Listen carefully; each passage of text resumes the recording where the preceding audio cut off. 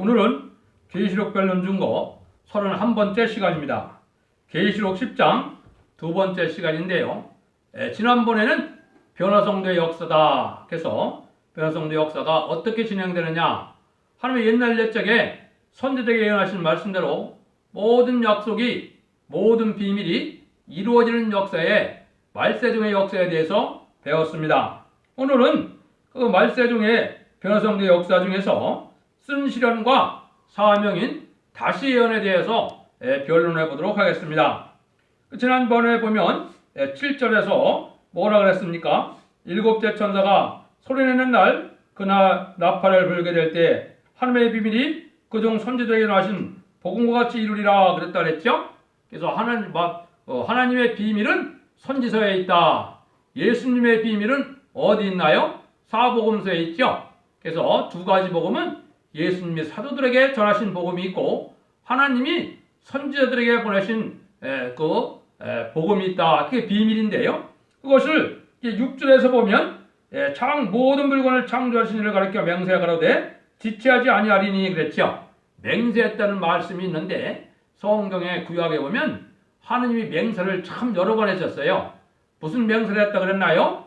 내가 한 말대로, 기록한 말대로, 진리의 말씀대로 반드시 이루겠다. 하느님이 누구하고 맹세할 수가 없으니까 스스로 그래 맹세했다는 말을 많이 했다 그랬죠. 이스라엘 14장 24절이나 45장 23절 같은 데도 보면 하느님이 자기 말씀대로 반드시 행하겠다는 약속을 맹세를 한다 이렇게 표현하셨어요. 우리에게는 어떻게 그걸 맹세해야 될까요? 하느님의 말씀대로 반드시 이루어질 걸 믿고 그 말씀을 이루어지는 데 내가 목숨을 바쳐 하나님께 충성과 지지를 다하겠습니다. 이게 인간이 맹세할 수 있는 유일한 방법입니다. 요한복음 3장 33절에 보면 예수님이 뭐라 그랬느냐? 하늘에서 내려온 자가 증거를 하면 그 증거를 받은 자는 하느님을 참되다 인친다 그랬어요. 이게 바로 뭐냐? 계약서는 양방에 도장을 찍어야 되죠. 우리 보고 그 도장을 먼저 찍으라는 겁니다. 하느님이 참되신 분이라는 것을 예수님의 증거를 듣고 도장을 찍으면 하나님 인정하는 종을 만들어서 하느님도 인을 준다. 그것이 이제 말세 사명자인데 그 사람들이 하는 것이 여기 말씀한 것처럼 이제는 그걸 받게 되는데, 받는데 결국은 어떻게 되느냐? 하늘에서 내서 내게 들리는 음성이 또 내게 말하되 가로되 네가 가서 바다 땅을 밟고 선nhân 천사들에서 너 편호인 책을 가지라 하기로. 여기에 보면 이제 작은 책을 갖는 일이 벌어지죠.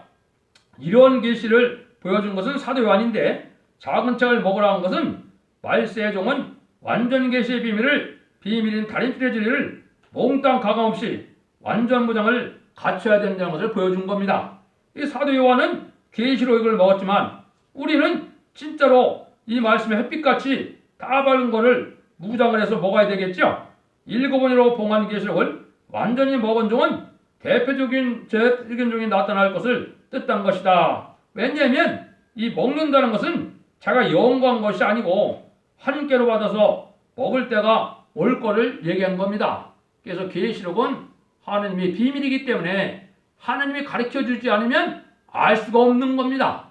지금 가장 억측으로 성경을 해석하고 있는데 그거는 다 잘못된 겁니다. 세상에 조그만 징조만 있어도 날리고, 조그만 일이 부분적으로 이런 것도 날리고, 조금 연계적인 체험했다고도 난리인데 그렇게 되는 것이 아닙니다. 여기서 말한 것처럼 모든 선지서의 비밀대로 하나님이 역사하는 겁니다. 그래서 이 선지서는 이제 이사야부터 말라기까지 17권이죠. 17권의 예언의 말씀대로 그대로 행하신다는 것이 하나님의 방법이거든요. 그 외의 방법은 아닙니다. 전부 환상 계시, 꿈을 가지고 하나님의 뜻을 이루는 것처럼 자꾸 이야기를 하죠. 그렇지 않습니다. 하느님은 진실무엇이 하느님이기 때문에 옛날 옛적에 선지자에게 예언하신 말씀대로 그대로 한다는 것을 우리가 알아야 됩니다. 그런데 이제 문제는 10절과 11절이죠. 내가 천사의 손에서 작은 책을 갖다 먹어버리니 내 입에는 꿀같이 달아 먹은 후에 내 입에서 쓰게 되리라.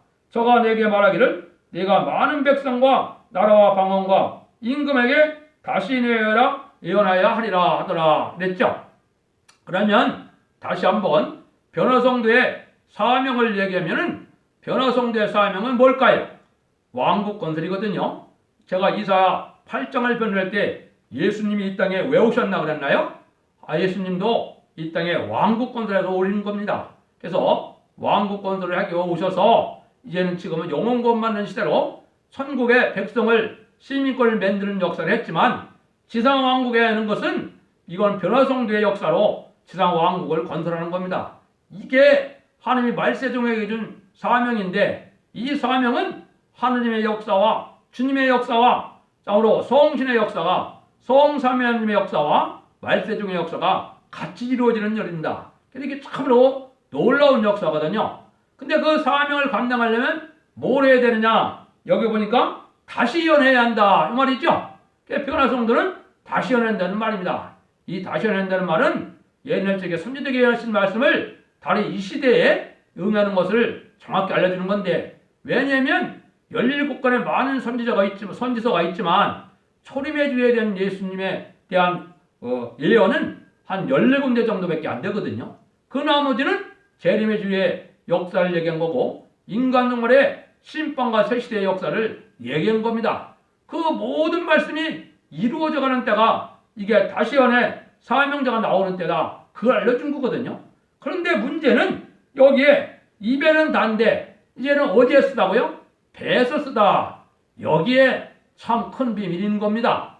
여러분들이 많은 사명들을 만나는데 여기서 내 배에서 쓰다는 이 사명이 뭔지 이것이 어떻게 예언이 성취됐는지 이걸 알지 못한다면 하나님 앞에 시대적인 사명자로 쓰임받는 종은 절대 아닙니다. 왜 그럴까요?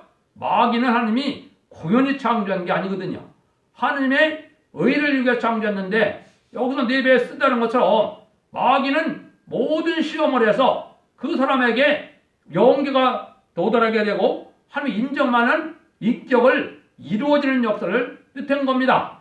첫 번째 보면 누가 있나요? 모세가 있었죠. 모세가 인격을 기르기 위해서 40년 동안은 이제 바로 공전에서 자랐고 또 40년 동안은 광야에서 자랐지만은 또 40년 동안 역사할 때 어떻게 했나요? 자기의 형인 모세와 누이인 미리암이 타락을 했죠. 10계명을 받으러 거룩한 산에 올라갔을 때 부패를 했죠. 그래서 그런 시험이 올 것을 보여줬죠. 그래서 엘리야는 또 어떻게 시험을 받았나요? 시대적인 사명자로서 거짓 선지자 850명과 싸웠죠. 이거는 영계 싸움을 기억에와 영계 싸움할 것을 보여준 겁니다. 그런데 예수님은 또 어땠나요? 예수님도 마찬가지입니다. 예수님도 마가복음 6장에 보면 다 자기 형제, 자기 동생들이 남자 동생만 4명이 있었지만은 다 자기를 믿어줬는데 안 믿어줬네? 안 믿어줬거든요. 언제까지? 예수님이 부활할 때까지 부활 승천하는 걸 보고서야 그때야 예수님을 믿게 된 겁니다. 그래서 마귀에 들어가는 역사가 있었는데 이것도 다 왜라고요? 하나님이 인격을 다 완성시키기 위한 하나님의 방법이다 이 말입니다. 이 말씀이 모든 것이 응하지 않으면 이게 하나님의 선구적인 적이 아니거든요. 예수님도 한 14군데 되는 성경 중에 한 군데만 틀려도 예수님도 메시아 자격이 없는 겁니다. 그게 전진하신 하나님의 역사거든요. 그런 많은 말씀이 응해야만 하나님 앞에 합당한 자가 되는 겁니다. 그래서 예수님도 마가복음 6장 4절은 이렇게 말씀하셨어요. 예수께서 저에게 이르시되 선지자가 자기 고향과 자기 친척과 자기 집에는 존경을 받지 않음이 없습니다. 그랬죠?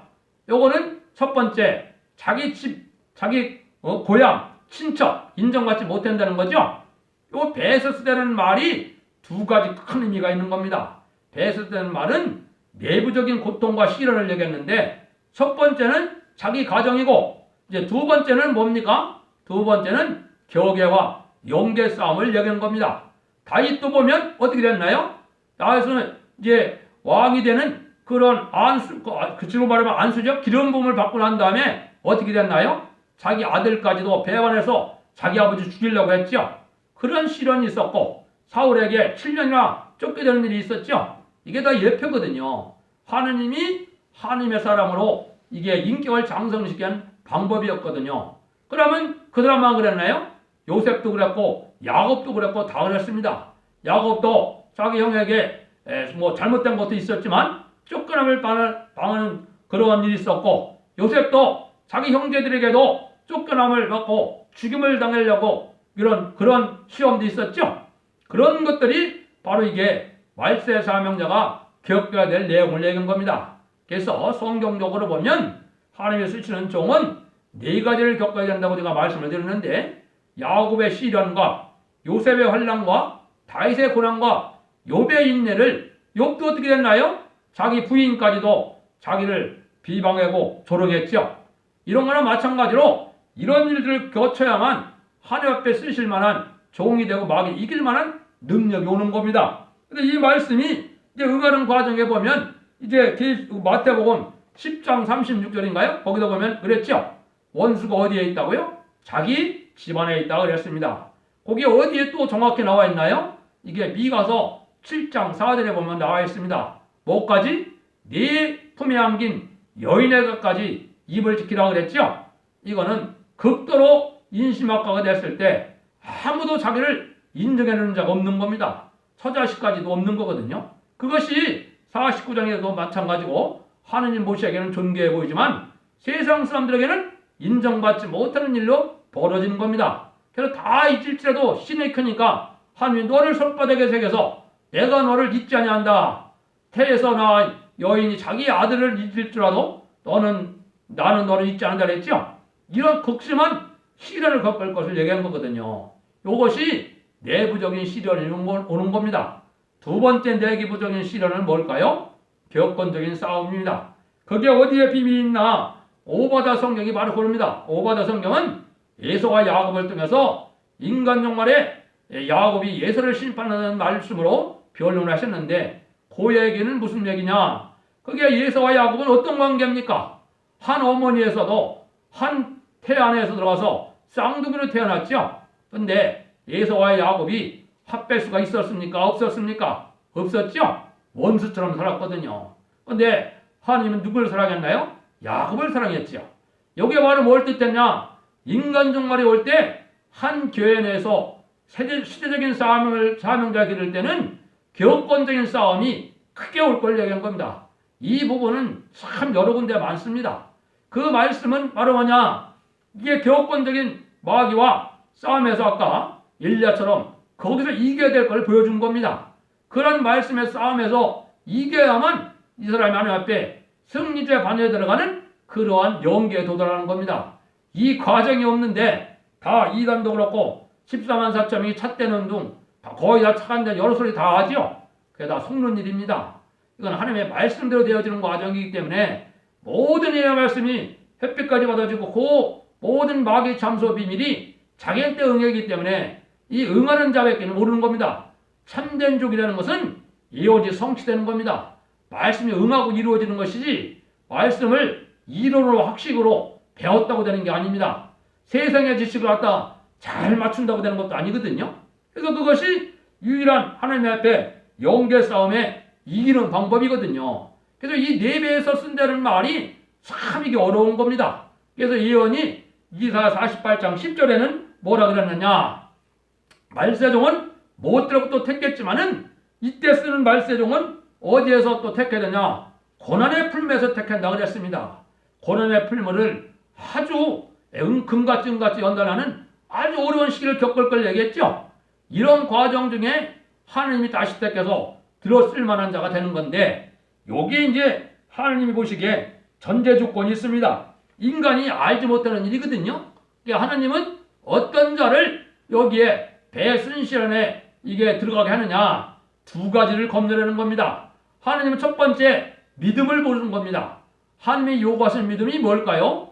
모든 예언의 말씀과 모든 성경의 말씀을 1.1도 빼짐없이 응하고 이루어지는 것을 다 믿는 믿음이 있어야 됩니다. 어디는 믿고 어디는 안 믿고 이래 갖고는 하나님 쓰실 만한 종이 안 되는 겁니다. 두 번째는 성경을 다 외운다고 될까요? 어느 종이 그 계시록을 10,000번을 읽었다고 되죠? 10,000번을 읽으면 계시록 내용을 알게 될까요? 전혀 모르는 겁니다. 그거는 별 방법으로 다 해석을 하더라도 그건 모르는 겁니다. 그럼 어떻게 해야 될까요? 하느님이 짝을 잘 찾아줘 갖고 하나님이 계시를 알려줘서 하나님이 알아주는 그러한 말씀을 해석할 수 있는 변론을 할 수 있는 단계가 있거든요. 그건 인간이 알 수 없는데 하나님이 길러서 그 단계에 이른 종이나 여기에 배에 쓴 시련이 들어가는 겁니다. 그 단계에 들어가지도 않았는데 내가 또 시련을 받고 나와서 내가 또 그런 큰 종이라 그러지요. 그것도 다 속는 겁니다. 그 말씀대로 되어지는 과정이 이별하는 것은 그렇게 쉬운 게 아니거든요. 그래서 그 모든 예언의 말씀이 응하는 과정에 하나님이 언제 어떻게 해서 응답도 주시고 또 말씀 응하는 과정에 시련도 주시고 해서 모든 말씀 하나님이 합당하게 인정할 만큼 해야만 여기서 다시 연의 사명자가 되는 거거든요. 이거 왜 그러냐? 여기서 말하는 다시 연의 사명자는 14만 4천 명 중에 대표적인 종을 얘기한 겁니다. 이 대표적인 종이라는 것은 세계 인류 역사에 한 명밖에 없는 것을 뜻한 겁니다. 그래서 다시 연이라는 말은 뭐를 뜻하느냐? 한 번 마지막으로 예언 변론을 하고서는 세상에 심판이 온다는 겁니다. 그래서 이 사람한테 사명을 준 게 뭐라 그랬습니까? 여기에 보면 자기가 네가 많은 백성과 나라와 방과 임금에게 다시 예언하여 하리라 그랬죠. 왕국권의 사명을 받은 종인데 이 사람이 하는 사명은 다시 예언의 사명이다 이럽니다. 다시 예언을 하려면 예언서 계시록을 하나도 석연한 부분이 없도록 다 깨달아서 이거를 모든 사람에게 증거하는 일이 있어야 되는 거거든요. 이것이 하나님께서 쓰는 유일한 종의 방법이거든요. 이 방법이 아니면 왜 그럴까요? 욕마귀를 이길 수가 없는 겁니다. 이 종에게만 마귀의 참석권이 소멸되어서 이 종에게만 이기는 자의 이런 판결에 들어갈 수 있는 능력이 있는 겁니다. 그렇기 때문에 지금까지 모든 이단이나 많은 종교에서 그런 거라고 생각하지만 다 죽고 나니까 또 살아올 때 기다리고 있죠. 다 이것도 속는 일입니다. 여기서 쓴 시련 중에서 인정받은 종이 정한 때가 되어서 하나님이 다시 하는 변론을 하는 종을 들어 쓰는 것이지 그거는 방법도 아닙니다. 그래서 우리가 이거를 잘 생각해 볼 때가 된 겁니다. 그래서 이게 하나님이 이제는 다시 해낼 사명을 감당하면 그만한 영계에 도달해야 되기 때문에 그런 건데 사도 요한도 가장 나이가 어렸지만 가장 늦게까지 가장 시련을 많이 받았죠. 그래서 그 사명이 바로 뭡니까? 계시록을 쓰는 사명을 받은 겁니다. 계시록 쓰는 사명도 그만큼 어려운 과정을 거쳤는데 그걸 다시 전하는 사명은 더 어렵겠죠. 그래서 하나님이 그 사명자는 특별히 성경에 기록된 사명자고 예언된 사명자고 하나님의 손바닥에 기록된 사명자고 그 종은 이사야 43장에 보면 천하의 백성을 두고 안 바꿀 종이다. 이렇게 존귀하게 여기는 종이거든요. 그리고 이 종은 어떻게 된다고요? 모든 말씀을 하나님의 방법대로 하나님의 뜻대로 이걸 변할 수 있는 자격이 있는 종을 뜻한 겁니다. 그래서 그런 과정에서 더 종합적으로 나오는 것이 스가랴 3장에서는 뭐라 그랬느냐? 거슬리는 나무가 된다 그랬습니다. 이 거슬리는 나무가 되는 것도 그냥 되는 게 아닙니다. 마귀하고 시련을 하고 마귀하고 싸워야 되는데 이거는 중심성결 받은 종이 아니면 이 자격이 또 없는 겁니다. 그래서 하나님이 그런 과정을 거쳐서 이렇게 세계적인 종교가 돼서 대표적인 종이 나오려야 하나님의 역사가 본격적으로 진행되는 겁니다. 그래서 이것이 이제 기록 11장에는 예언성취인데요. 예언성취는 아까 말씀드린 것처럼 모든 예언이 말씀이 이루어져서 응하게 이루어지므로 하나님의 최종 목적인 그리스도의 나라가 이루어지는 일이거든요. 그 사명을 감당하는 기간이 전삼전만이라는 겁니다. 그래서 다시연의 대표가 나오면 그때 증인권자로 청정하는 역사로 전삼전만에 들어가도록 그렇게 되어 있는 거거든요. 그래서 이 다시연은 세계 사람들에게는 경고가 되는 거고 택한 종에게는 말씀에 믿고 진리에 봉합 뿌리고 이것을 이제 순금등대다 그랬죠. 그래서 모든 배가 뭘 보고 따라갑니까? 등대 보고 방향을 잡는 거죠. 그 재단이 순금등 촛대기라는 것을 우리에게 알려준 겁니다. 그래서 그것이 기록 11장 4절에는 두 감람나무 두 촛대라는 말을 쓴 거거든요. 그래서 이러한 합법적인 과정 가운데 하나님의 역사가 진행될 때 이 증인된 자격이 반드시 필요하다 이 말이죠. 그래서 하나님 앞에 이걸 인정받으려면 어떠한 자격을 갖춰야 되느냐? 이게 12사도 중에 한 명이 이제 가룟 유다가 탈락이 됐죠. 그래서 사도행전에 보면 그 사람들을 뽑을 때도 하느님이 주님이 뽑는 방법을 여러 가지로 나와 있죠. 예수님에 대해서 예수의 증인이기 때문에 12사도는 예수의 증인이기 때문에 예수님과 3년 동안 같이 동행하고 또 십자가 들어가시고 부활 승천해서 그걸 목격한 자들 중에 이제 예수님이 가룟 유다 대왕의 한 명을 뽑았죠. 근데 여기서는 예수의 증인이하고 여호와의 증인이기 때문에 여호와의 증인은 어떻게 해야 될까요?